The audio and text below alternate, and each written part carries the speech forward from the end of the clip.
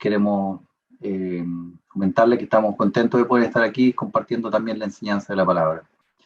Así que bueno, y alegrarme también de escucharles que están bien y a otros que requieren oración también. Así que vamos a tenerles presentes también en nuestra oración. Hoy día quiero poder compartir con ustedes el pasaje de Primera de Corintios en el capítulo 3. Primera de Corintios capítulo 3.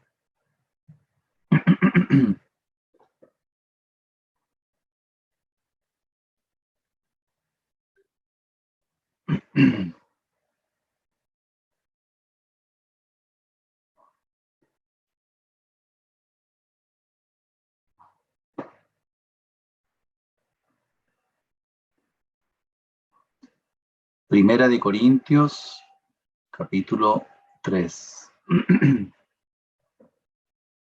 Antes de ir a la lectura, pero nuestro pasaje está centrado en este capítulo hoy día, quería comentarles que Dios en su infinita sabiduría ha tenido bien, hermano, establecer 7 templos a lo largo de las edades, a lo largo del pasado, el presente y el futuro. Dos de estos templos están en el pasado, de estos 7 templos, 2 están en el pasado, 3 existen hoy, están presentes, aunque nosotros no los veamos, 3 templos, y 2 templos que pertenecen al futuro. El primero de los templos, obviamente, fue el de Salomón.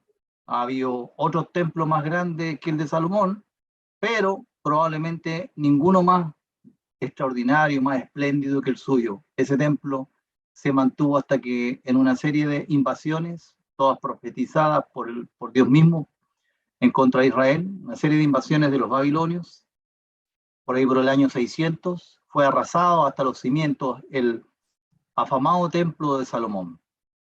A los judíos en ese tiempo se les permitió, después de algunas décadas, regresar a Israel y regresar a reconstruir el templo, que comenzó por ahí por el 530, se ha reconstruido.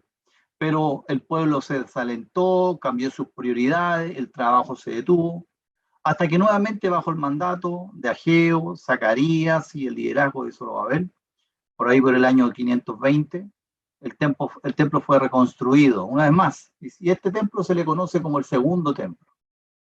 Ese templo fue total y completamente remodelado, no fue un templo nuevo, pero fue remodelado por Herodes el Grande, el Herodes el Grande que conocemos en los tiempos de nacimiento del Señor Jesús.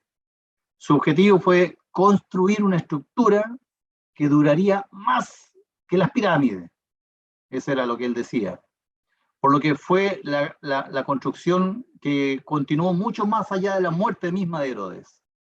Y solamente se terminó de construir este templo de Herodes por ahí por el año 64 después de Cristo. Y no duró tanto como las pirámides, porque el Señor ya tenía una profecía respecto a este templo cuando él dijo que no quedaría aquí piedra sobre piedra, es decir, del año 64 este templo terminado duró hasta el año 70, no alcanzó a estar en pie 6 años el templo de Herodes. Hay 2 templos futuros, antes de hablar de los templos presentes, pero hay 2 templos futuros. Uno es un templo que existirá en el periodo de la tribulación, en el segundo capítulo de Tesalonicenses, capítulo 2, Pablo dice que el hombre de pecado, comúnmente llamado el anticristo, se sentará como Dios en el templo de Dios. Por lo que finalmente habrá un templo reconstruido en Jerusalén, habitado por el anticristo, y será destruido al final de la tribulación. Pero Ezequiel describe un segundo templo futuro, es el primer templo futuro, pero hay un segundo templo futuro que llamaríamos el templo milenario, descrito ahí entre los capítulos 40 al 44 de Ezequiel, un templo futuro, y que llegará a una conclusión al final del milenio, y que luego iremos a la eternidad y no habrá más templo, dice la Escritura, porque Dios mismo será nuestro templo en la eternidad. Pero, hermanos, tenemos 3 templos presentes. Hablamos de 3 templos en el pasado, 2 templos en el futuro y 3 templos en el presente. El primer templo del presente, obviamente, es el cuerpo del creyente, que se describe ahí en 1 Corintios en el capítulo 6, donde Pablo está defendiendo la moralidad, los valores, y dice que debemos huir de la fornicación, y una de las razones por las cuales debemos huir es que tu cuerpo, el cuerpo de un cristiano, de un hijo de Dios, de una persona nacida de nuevo, es templo de Dios, y que ese cuerpo físico ya no es tuyo, que ha sido comprado por precio. Por lo tanto, dice el texto, glorificad a Dios en vuestro cuerpo. Vuestro cuerpo es ese primer templo de la era presente. El segundo templo es el templo de la iglesia local, visto en 1 Corintios, en el capítulo 3, el pasaje que vamos a leer. Nuestro pasaje que vamos a discutir esta noche. Y el tercer templo es el templo de la iglesia universal, edificada sobre el fundamento de los apóstoles y profetas. Es el templo de la iglesia universal que se describe en Efesios capítulo 2. Por tanto, tenemos 3 templos en la era presente. ¿Cuáles son esos 3 templos? El cuerpo de un creyente, la iglesia local, y cuando hablo de la iglesia local no me refiero al edificio, a las paredes, me refiero al conjunto de hermanos que componen la iglesia local. Y el tercer templo, perdón, de la era presente es el templo de la iglesia universal, es decir, más allá de los límites de la iglesia local está la iglesia universal, que abarca y atraviesa los tiempos, las décadas, los siglos, y que está compuesta por todas aquellas personas que han creído en Jesucristo como su Salvador personal. Mi punto esta tarde, es la iglesia local, que es el templo de Dios, y el pasaje destacado es 1 Corintios 3, así que vamos a leer este pasaje, 1 Corintios en el capítulo 3. Ahí en el versículo 9, 1 Corintios 3, 9, dice: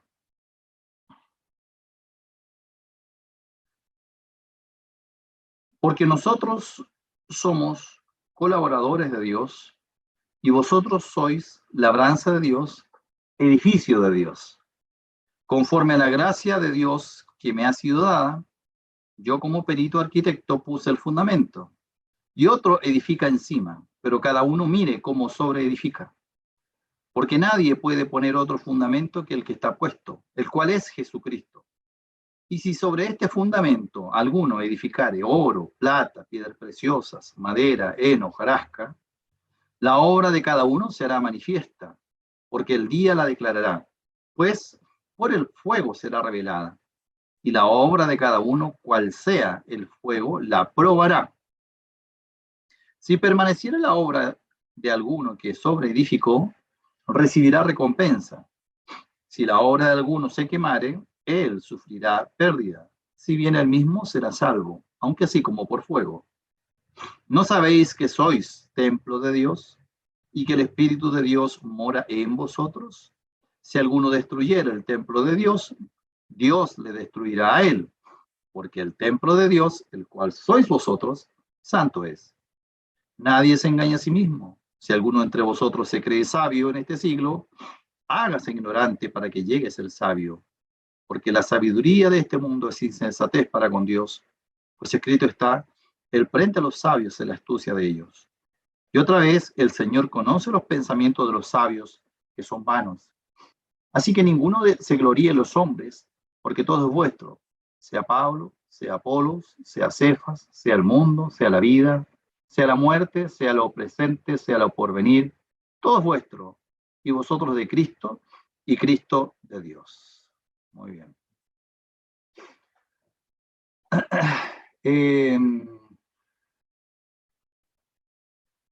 El versículo 9, que es donde partimos leyendo, es como la introducción a este tema, y es realmente, este es un versículo 9, es como un versículo bisagra, como una bisagra de la puerta, porque Pablo dice, porque nosotros somos colaboradores de Dios y vosotros sois labranza de Dios.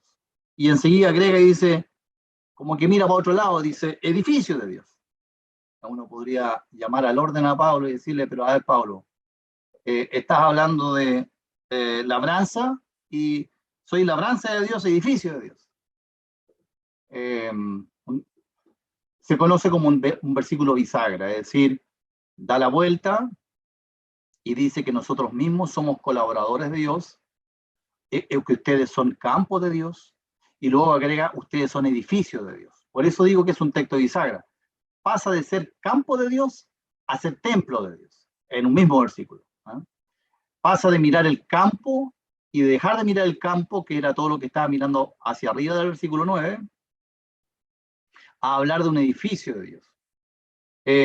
Así que hacia atrás la iglesia es un campo de cultivo y crecimiento, y para adelante la iglesia local es un templo que no se cultiva, ahora se edifica, se hace crecer hacia arriba. Obviamente, en un edificio, hermano, lo primero que se debe considerar es la base. Y Pablo discute eso primero. Así que comenzamos en el versículo 10 y 11 diciendo, conforme a la gracia de Dios que me ha sido dada, yo como perito arquitecto puse el fundamento. Y otro edifica encima, pero cada uno mira cómo sobreedifica, porque nadie puede poner otro fundamento, ni se le ocurra que el que está puesto, el cual es Jesucristo. Ahora, lo que no está diciendo aquí Pablo, lo que sí está diciendo Pablo aquí, es que antes de venir a Corinto, no había iglesia, no había cristianos. Él dice, yo vine a Corinto y la gente se salvó. Ministré el evangelio, prediqué la palabra y la gente se convirtieron, puse el fundamento. Las únicas personas que pueden hacer esto son los apóstoles y hoy en día los misioneros de campos pioneros, que van a lugares donde nunca ha llegado el evangelio. Pablo puso el fundamento en Corinto y el fundamento es Jesucristo. No era un programa social, el fundamento no era un programa deportivo, era el evangelio de Jesucristo que yo prediqué a Cristo, dijo Pablo, y lo pueden ver en el capítulo anterior. Me propuse no saber nada entre vosotros, sino a Jesucristo y a este crucificado, puesto que ese es el fundamento. Básicamente significa que determiné una cosa y que quería que el Cristo crucificado fuera conocido entre ustedes. El evangelio es Cristo. La obra del Cristo crucificado y resucitado es lo fundamental que las personas deben escuchar para creer.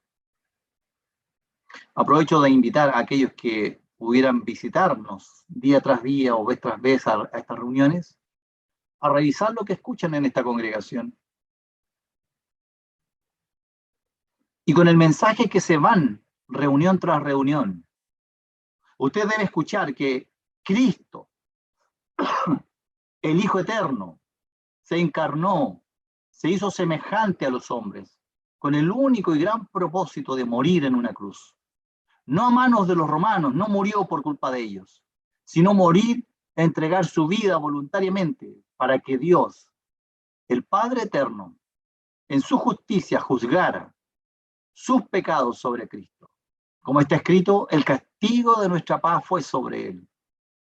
Para que usted hoy día, y cada vez que Dios le conceda vida, para venir un día más a estas reuniones, escuche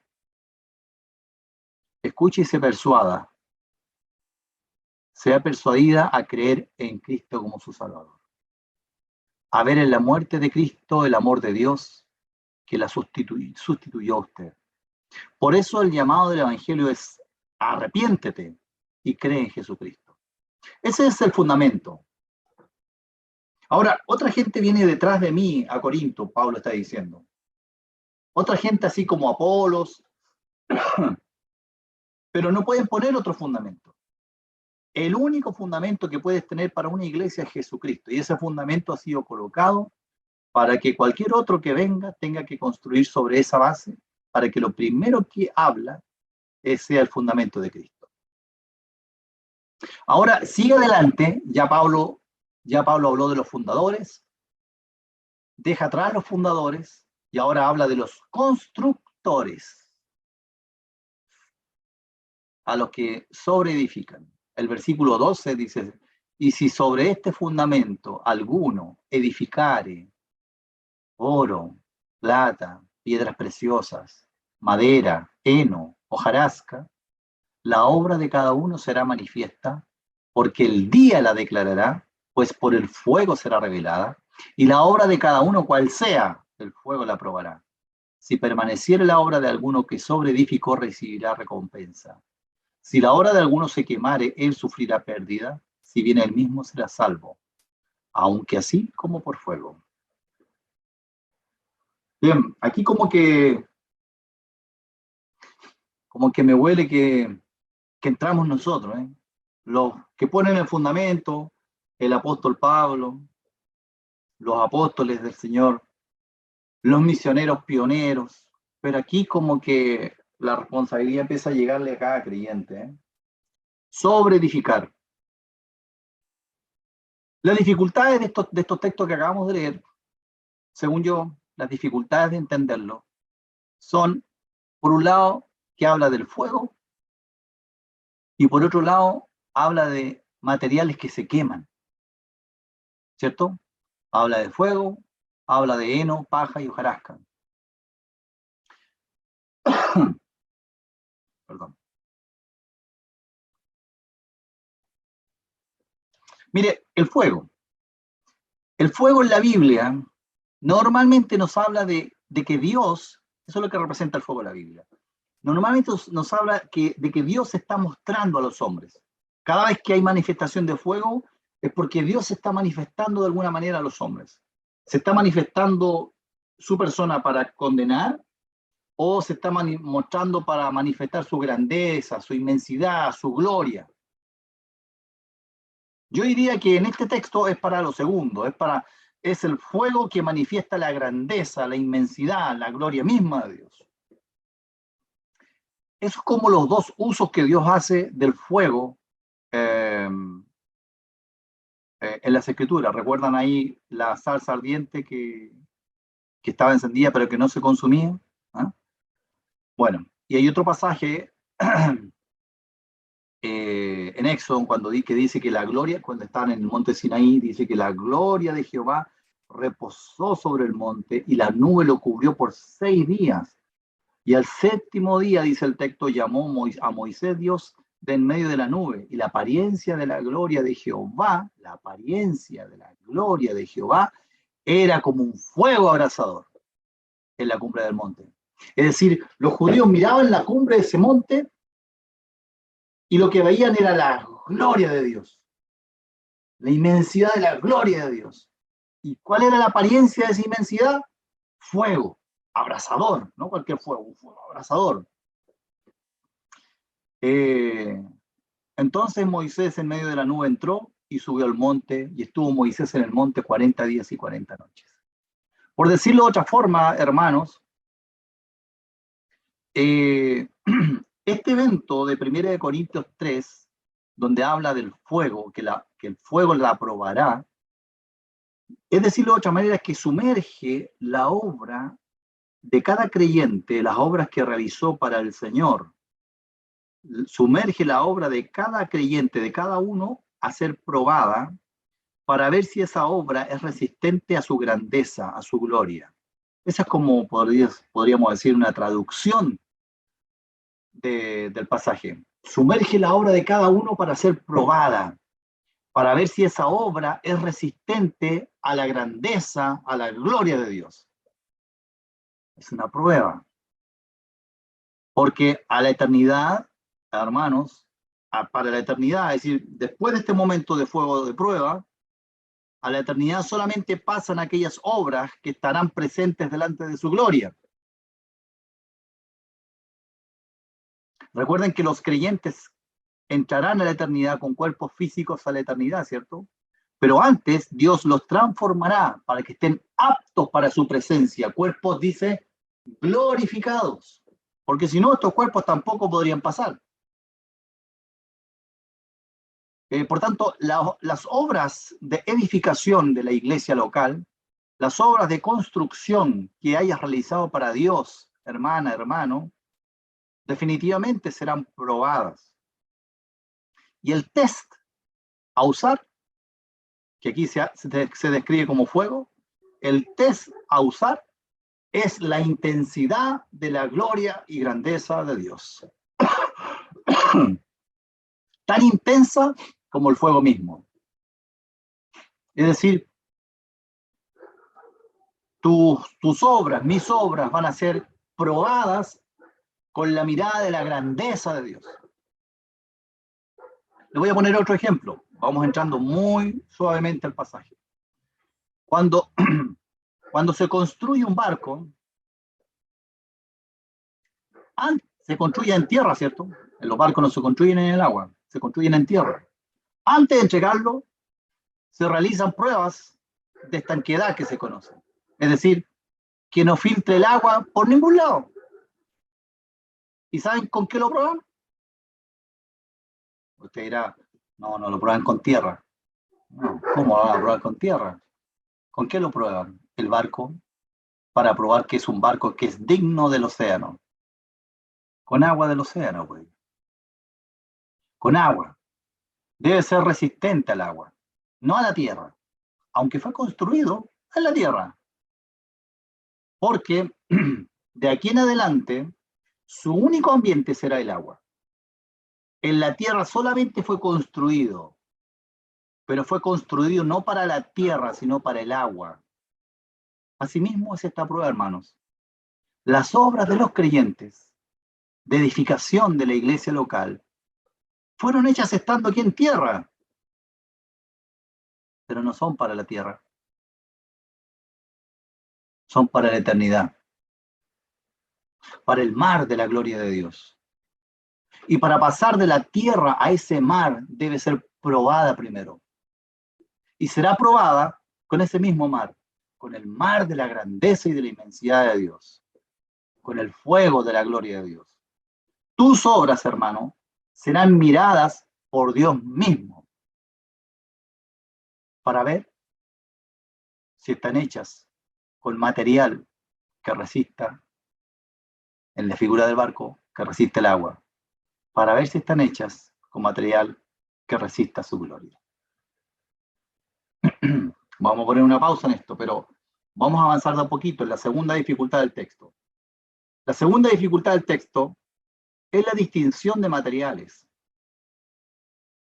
Distinción entre el oro, plata, piedras preciosas, madera, heno y hojarasca, como materiales de construcción posibles de usar. Pregunto, ¿hay alguna diferencia entre estos materiales que el autor ponga delante de nuestros ojos? Hay algo evidente, ¿no? Es decir, el autor cuando escribe, escogió materiales, 6 materiales, para que saltara a la vista del lector la diferencia entre ellos. Claramente, si antes habló de fuego, obviamente un grupo de materiales son resistentes al fuego y otro grupo no. Pero, ¿cuál es el punto entonces? Entonces, ¿cuál es la dificultad en entender qué es lo que Pablo está ilustrando? Es decir, hay materiales que se queman y otros que no. Hay quienes pueden entender así. Las piedras preciosas, el oro y la plata se salvan. Entonces, esos materiales son las personas que se salvan. La madera, el heno y la hojarasca son las personas que se pierden.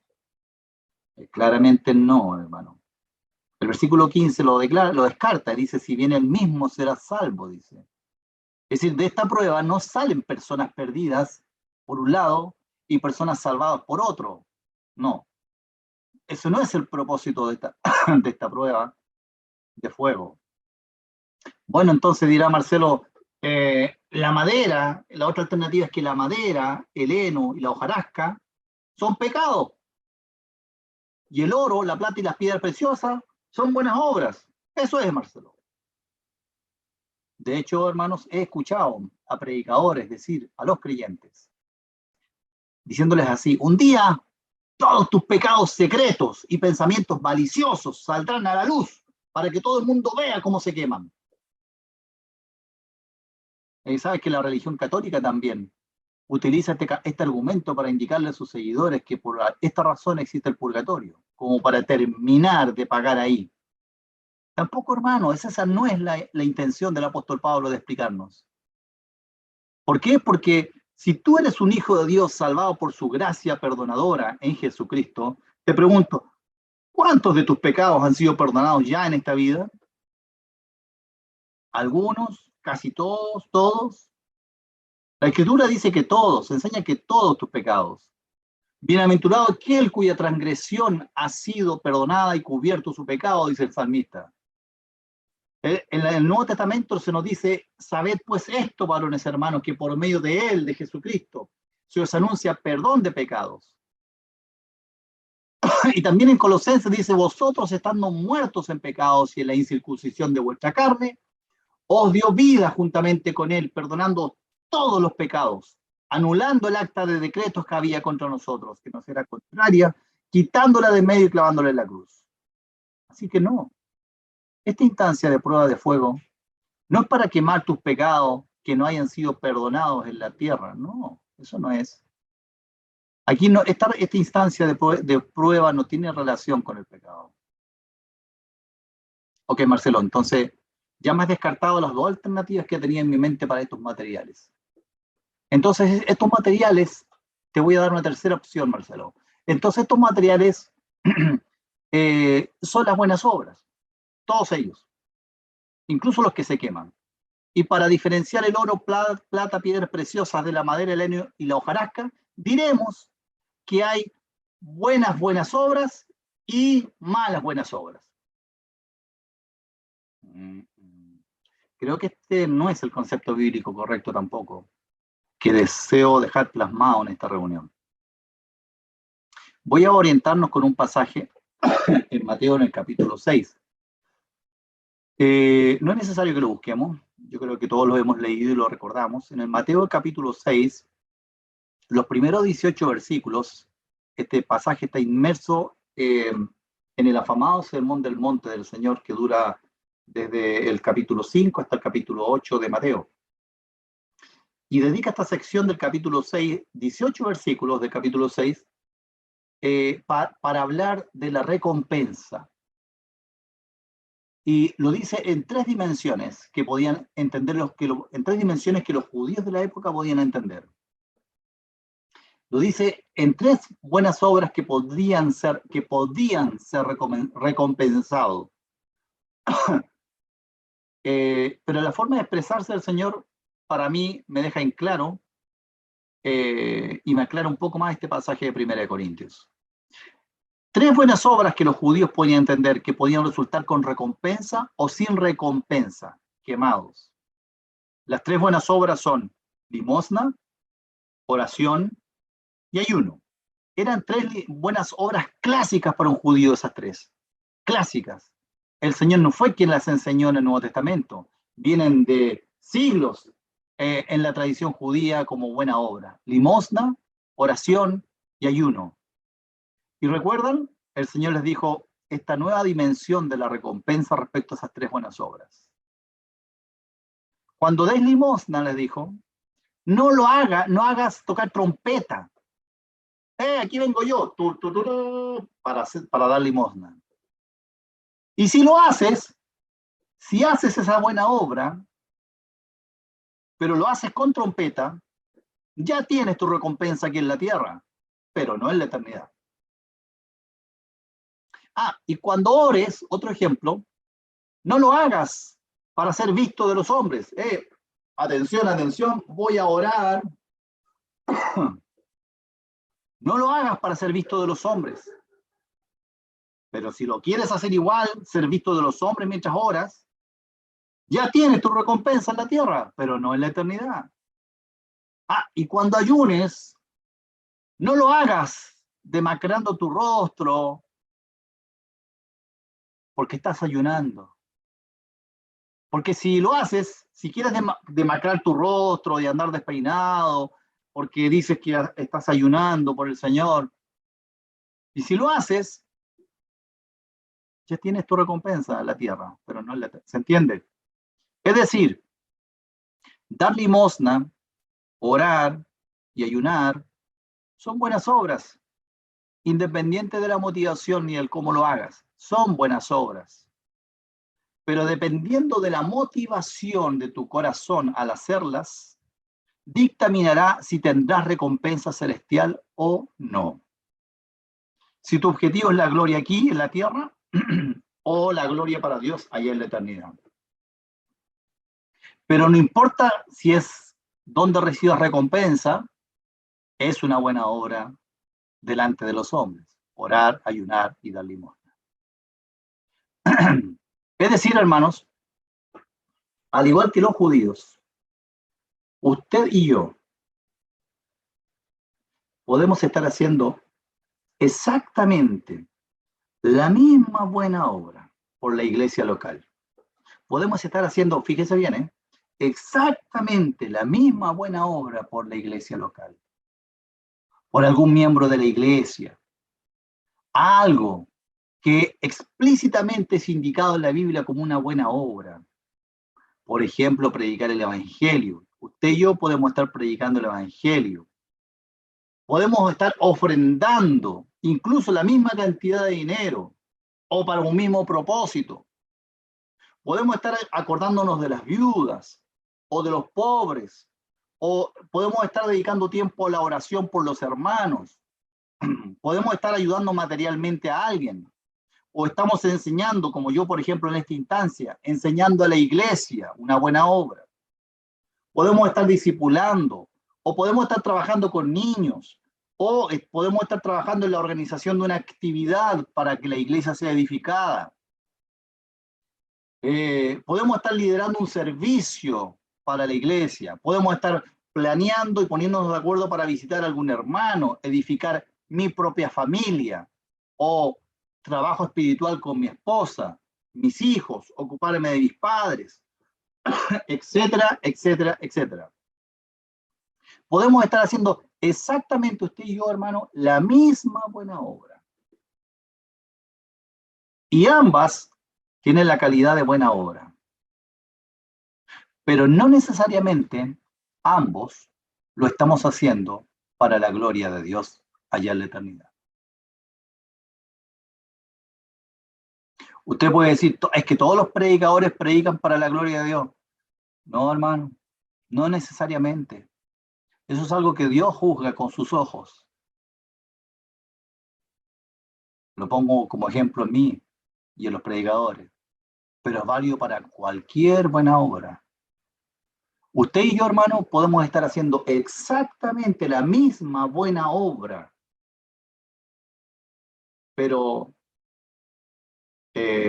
no necesariamente ambos lo estamos haciendo para la gloria de Dios allá en la eternidad. ¿Y sabe qué? Dios lo ve y Dios lo sabe.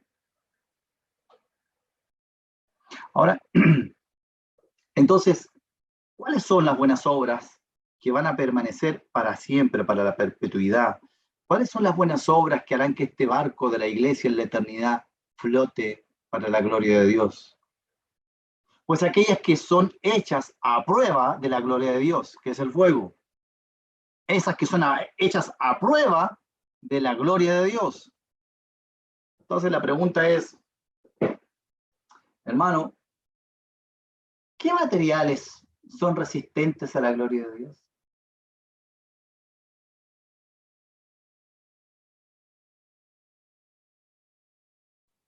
Cuando Moisés subió al monte Sinaí, y ahí estaba la gloria de Dios, ¿Moisés se destruyó? No, ¿cierto? ¿Qué materiales son resistentes a la gloria de Dios? Pues solamente un solo material, hermano. Su misma gloria.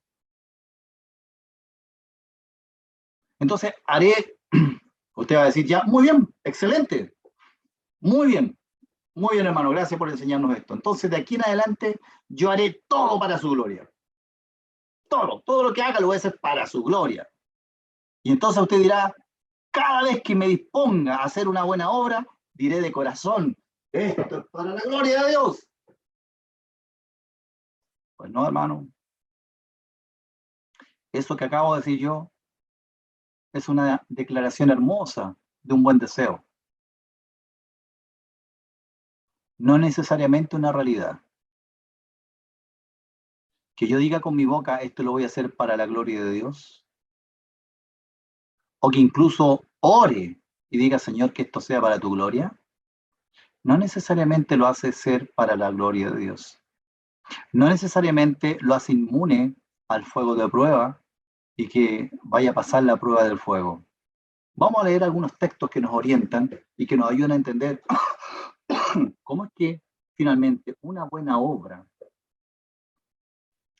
la puedo hacer o recubrir con gloria para Dios, para que aquel día pase esta prueba. Primer texto en Romanos 6, versículo 4. Capítulo 6, versículo 4.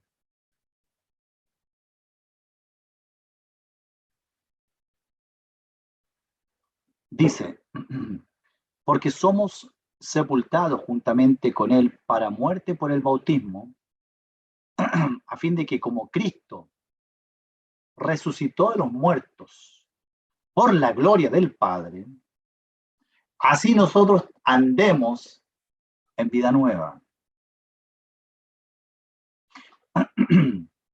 La nueva vida en Cristo, hermano, el andar en vida nueva, no en la vida antigua, es motivo de gloria para Dios. Y esto no es algo necesariamente externo, sino más bien interno. Andar en vida nueva, es decir, aquella vida que proviene de un cambio que Dios produce en tu vida. Vida nueva. Así que, hermano, en lo íntimo, cada día, en lo íntimo de tu persona, tus buenas obras que realizas para Dios, cualquier obra, buena obra de esas que se notan, que se ven, debes procurar acompañarlas por una vida renovada por Jesucristo en tu vida, en algún aspecto en que Él esté trabajando en ti. ¿Se entiende el primer punto? Es decir, tus buenas obras serán buenas obras construidas para o hechas para la gloria de Dios, en la medida que el que las hace esas buenas obras, que eres tú, acompaña esa buena obra con aspectos de tu vida que están siendo transformados por Dios para su gloria. Segundo versículo, Romanos capítulo 15, versículo 7. Romanos 15, 7.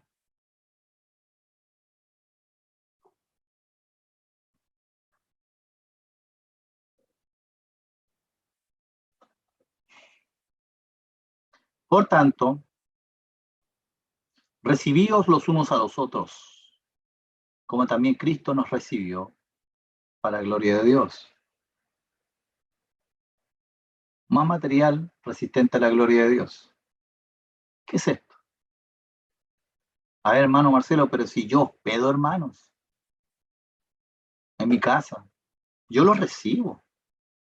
Ah, y en las reuniones yo saludo a todos, con ósculo santo, con abrazo santo, incluso con apretón de mano.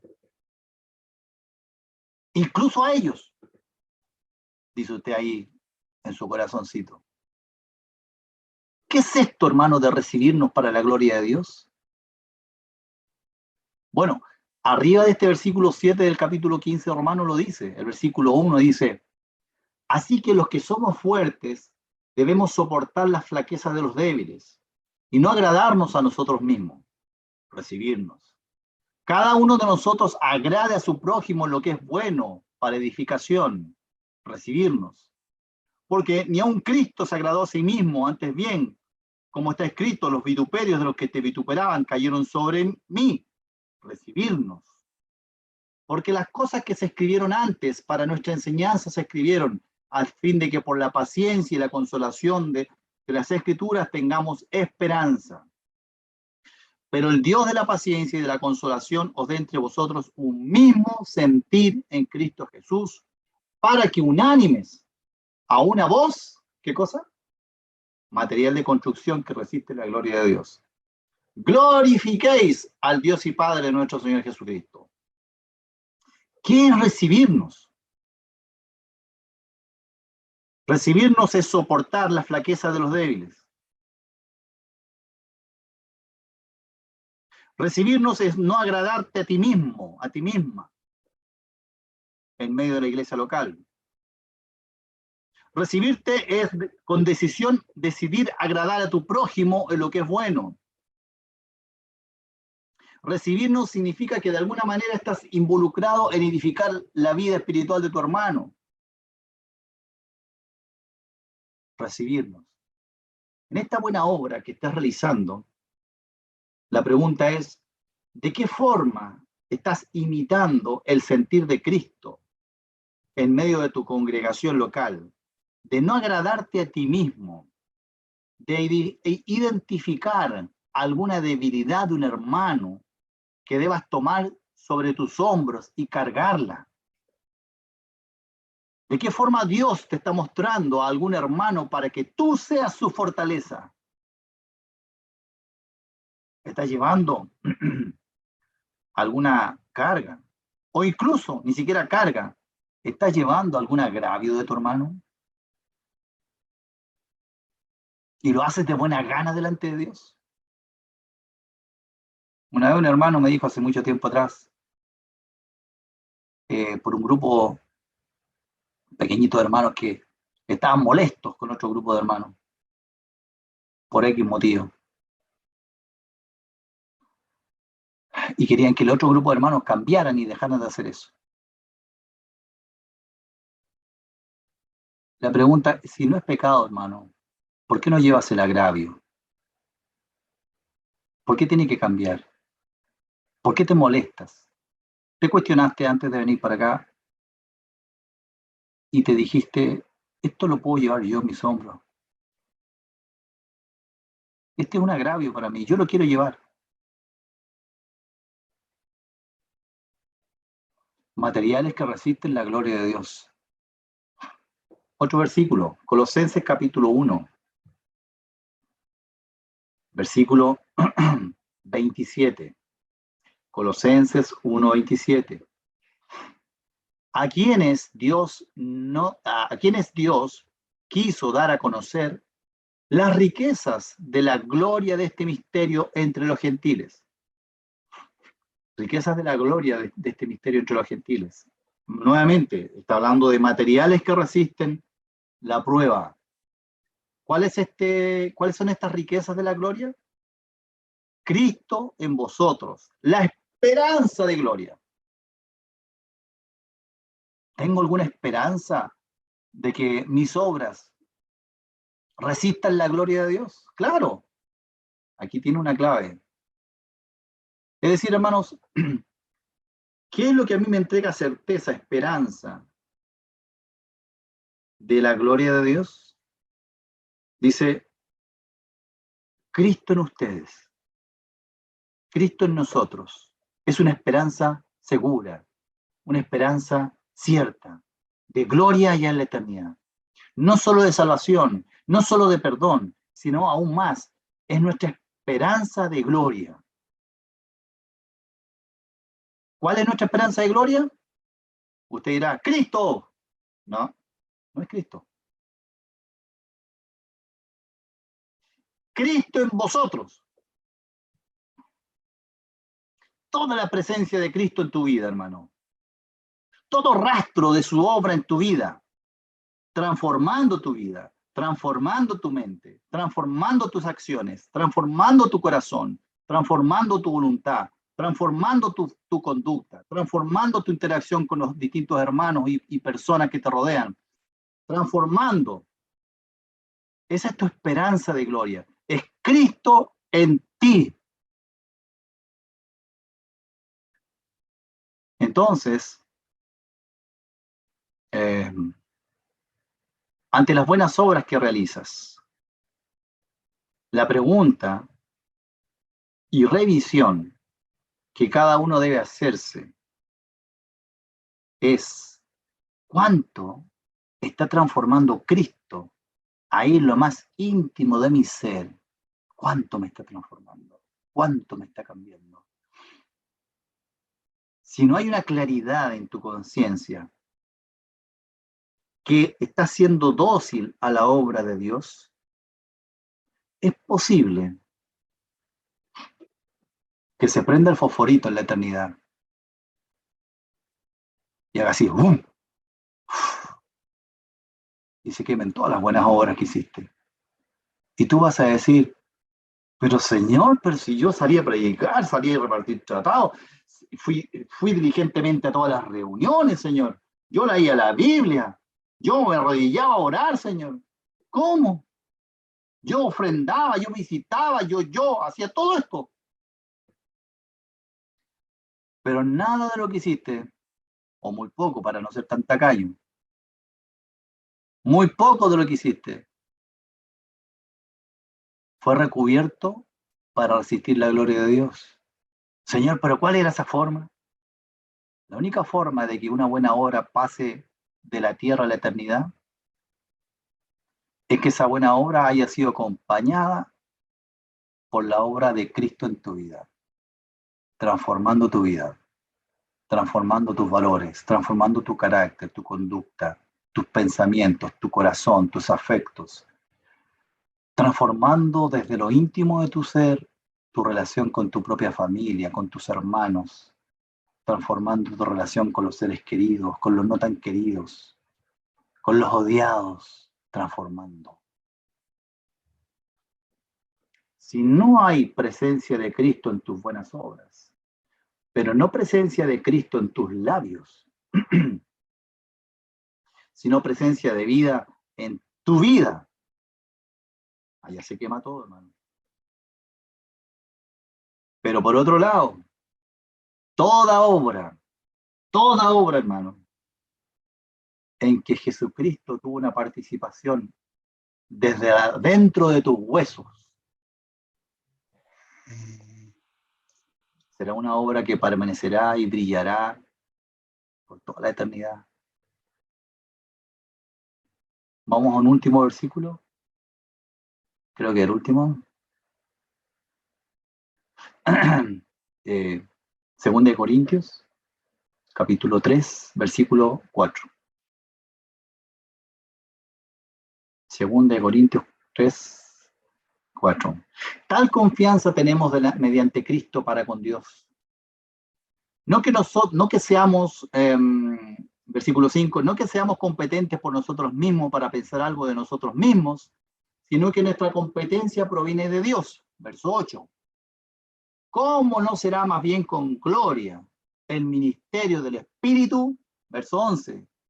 Porque si lo que perece tuvo gloria, mucho más glorioso será lo que permanece. Versículo 17.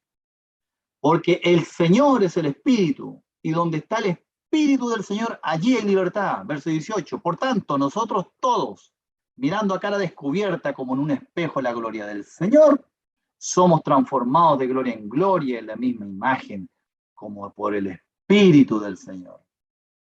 La pregunta fundamental que debe realizarse un creyente rutinariamente mientras hace diversas buenas obras, porque Efesios dice que hemos sido creados para buenas obras. Mientras ese creyente hace buenas obras, tiene que hacerse la siguiente pregunta, más o menos así. ¿Está el Espíritu Santo trabajando con libertad en mi vida?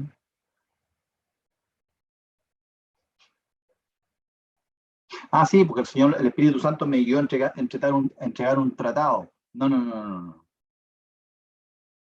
Este pasaje habla de tu transformación personal, de cómo tu vida se transforma de gloria en gloria en la imagen de Jesucristo. Cómo tú te transformas en un Cristo chiquito. Cómo tú te pareces cada vez un poco más a Cristo.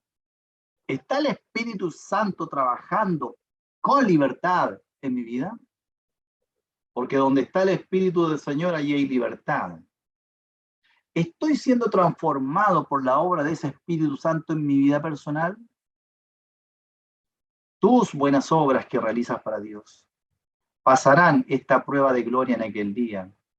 Si tus buenas obras tienen detrás la obra de Dios en tu vida. ¿No sabéis que sois templo de Dios y que el Espíritu de Dios mora en vosotros? El mismo pasaje que leímos al principio de la reunión. Usted, hermano y hermana, es el santuario de Dios. En ese cuerpo mora el Espíritu Santo y de forma corporativa la iglesia local es el santuario de Dios. No el edificio, la iglesia, las personas que habiéndose convertido se integran a la iglesia local, cada uno en particular y todos en su conjunto, somos el templo de Dios. Y el templo de Dios, el conjunto de estas personas, santo es. Este grupo de personas es el campo de trabajo, la obra de edificación del Espíritu Santo de Dios, para la gloria de Dios. El Espíritu Santo de Dios tiene una misión especial.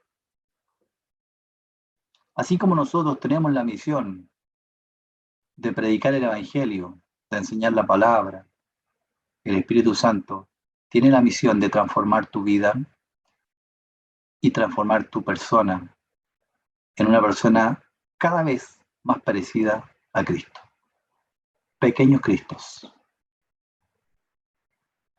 Y en este pasaje que leímos al principio de 1 Corintios 3, están los fundadores, los constructores y los destructores del templo.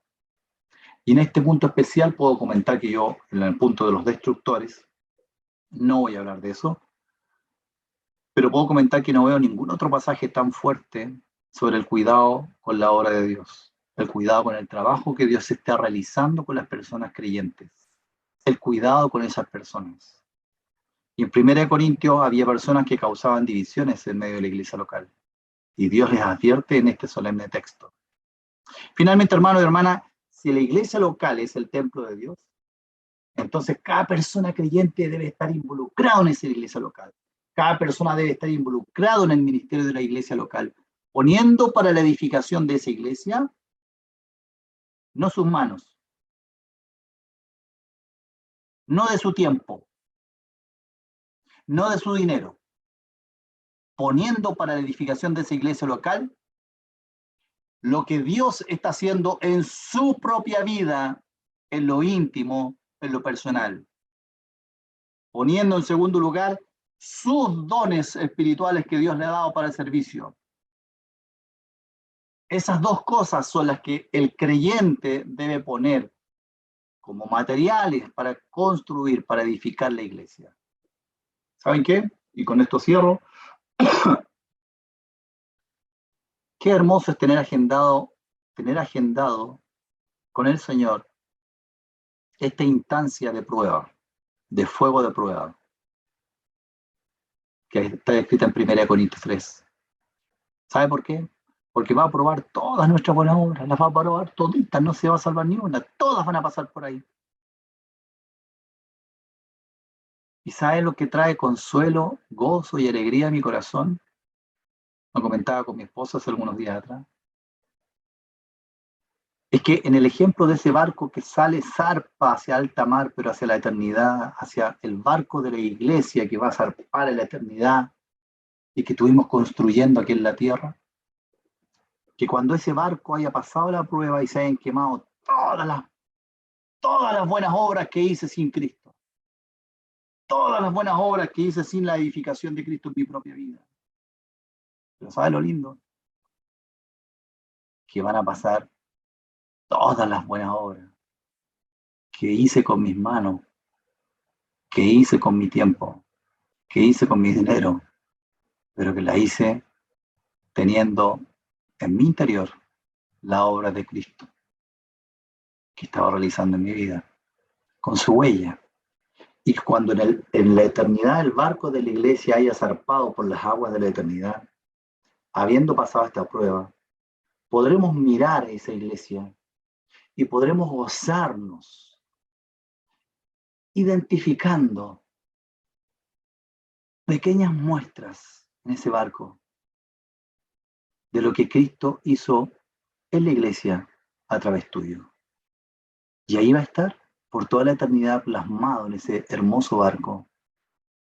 Obras de oro, obras de plata, obras de piedras preciosas, hechas a través tuyo, puestas por nosotros y con total certeza de que están allí para su gloria.